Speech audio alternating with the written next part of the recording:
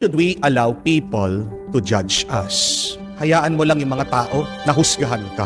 Kung merong naghuhusga sa'yo, huwag kang papaapekto. Huwag kang magpapadepress. Huwag kang magagalit. We should be comfortable by the judgment of other people.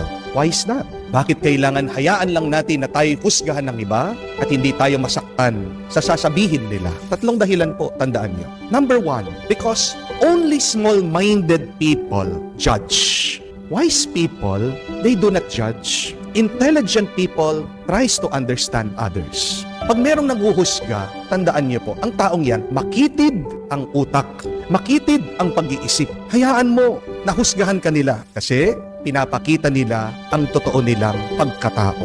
Ang mga mapanghusga, masasama ang ugali. Amen? Dahil makitid ang isip, walang nakikitang mabuti. Ang mga mapanghusga ay hindi masaya. Hindi naman natin kailangan patunayan ang ating sarili sa ibang tao.